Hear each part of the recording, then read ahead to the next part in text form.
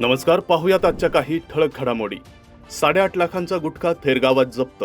इमारतीच्या तळमजल्यात साठवलेला 8,37,000 रुपयांचा गुटखा अन्न व औषध प्रशासनाने काल जप्त केला. या प्रकरणात किशोर लोंढे, अमोल लोंढे, राजेंद्र टिकाळे, रुस्तम खान, बाबर खान सर्व राहणार थेरगाव यांच्यावर वाकड पोलीस ठाण्यात गुन्हा दाखल करण्यात आलाय.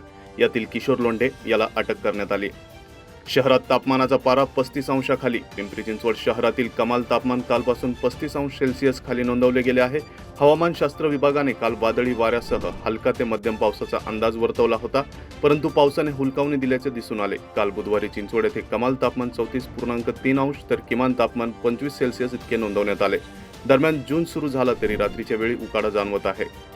शहरातील पथारीवाले फेरीवाले यांच्यासाठी हॉकर्स झोन उभारण्यास स्थायी समितीची मंजुरी. शहरातील पथारीवाले फेरीवाले भाजी विक्रेते यांचा प्रश्न सोडवण्यासाठी हॉकर्स झोन राबवण्यात येणार आहे. त्या अंतर्गत 8ही क्षेत्रीय कार्यालयाच्या क्षेत्रात हॉकर्स झोन तयार केले जाणार आहे. प्रायोगिक तत्वावर क्षेत्रीय कार्यालय अर्थात चिखली, तळवडे, निगडी भागात प्रायोगिक तत्वावर धोरण राबवण्याचा निर्णय महापालिका स्थायी समितीने बुधवारी घेतला. कुदळवाडीतील दगडफेक प्रकरणी आतापर्यंत 33 जणांना अटक. चिखली कुदळवाडी येथील प्रार्थना स्थळावर करण्यात आलेल्या कारवाई दरम्यान पोलिसांवर दगडफेक करणे तसेच शासकीय कामात अडथळा आणि तोडफोड करण्यात आली होती. दरम्यान पोलिसांनी मोठी कारवाई करत आतापर्यंत 33 जणांना अटक केली आहे. याशिवाय 3 विधी संघर्षित बालकांनाही ताकीद देण्यात आली आहे. या कारवाईत 15 ते 20 पोलीस अधिकारी व कर्मचारी जखमी झाल्याने पोलीस विभागाने या प्रकरणाची गंभीर दखल घेतली असून आरोपींच्या धरपकडीची मोहीम सुरू आहे. आयुक्तांचा आदेश धुडकावून पुन्हा सल्लागार नियुक्त करण्याचा स्थायी समितीचा निर्णय. आर्थिक संकट व आखाती युद्धाच्या पार्श्वभूमीवर नवीन प्रकल्प व सल्लागार नियुक्ती करू नका असा आदेश आयुक्त डॉक्टर सूर्यवंशी यांनी काही दिवसांपूर्वी काढला होता. त्याकडे स्थायी समितीने दुर्लक्ष करत काल झालेल्या सभेत छत्रपती संभाजी महाराज पुतळा प्रकल्प सल्लागार नेमण्याचा प्रस्ताव मंजूर केला. त्याच शिवसेनेने विरोध दर्शवला, मात्र सत्ताधाऱ्यांकडून तो विषय मंजूर करण्यात आला. बेकायदा कारभार लपवण्यासाठी जुन्या सल्लागाराची नियुक्ती करण्यात आली असून या संदर्भात आपण उपमुख्यमंत्री एकनाथ शिंदे यांच्याकडे तक्रार करणार असल्याची माहिती शिवसेनेच्या नगरसेविका सुलभा उबाळे यांनी दिली. व्यावसायिक सिलेंडरच्या दरवाढीमुळे राईस प्लेट पोहोचली 150 रुपयांवर. व्यावसायिक गॅस सिलेंडरच्या दरवाढीसह अन्नधान्य आणि किराणा साहित्याच्या वाढत्या दराने खानावळ चालकांचे आर्थिक गणित बिघडले आहे.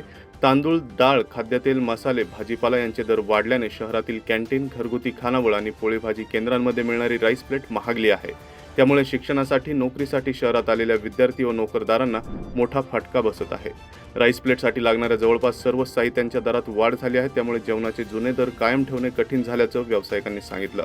6 महिन्यांपूर्वी 70 ते 90 रुपयांपर्यंत मिळणारी राईस प्लेट आता 120 ते 150 रुपयांपर्यंत पोहोचली आहे. PMPLची आता पुणे व पिंपरी चिंचवड दर्शन नवीन बस सेवा सुरू. पुणे महानगर परिवहन महामंडळाकडून पर्यटकांसाठी पुणे दर्शन बस सेवेच्या धर्तीवर आता पुणे व पिंपरी चिंचवड दर्शन ही नवीन बस सेवा कालपासून सुरू झाली.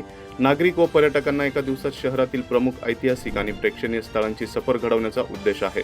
पिंपरी चिंचवड महापालिका आयुक्त डॉक्टर विजय सूर्यवंशी यांच्या सूचनेनुसार या नवीन सेवेचे नियोजन करण्यात आले असून त्यामुळे पर्यटकांना दोन्ही शहरांची सफर एकाच दिवशी करणे शक्य होणार आहे. 500 रुपयात मानसी शुल्क असलेल्या या बसमधून पुण्यातील पर्यटन स्थळांबरोबरच पिंपरीतील सायन्स पार्क, रावेतचे इस्कॉन मंदिर, चिंचवडमधील मोरया गोसावी मंदिर, चाफेकर स्मारक आदी ठिकाणं यामध्ये असणार आहेत. तर या होत्या आजच्या काही ठळक घडामोडी. आणखीन घडामोडी जाणून घेण्यासाठी पाहत रहा पिंपरी चिंचवड न्यूज. सोबतच आमच्या फेसबुक आणि इंस्टाग्राम चॅनलला फॉलो करायला विसरू नका. तसेच यूट्यूब चॅनलला सबस्क्राईब करायला विसरू नका.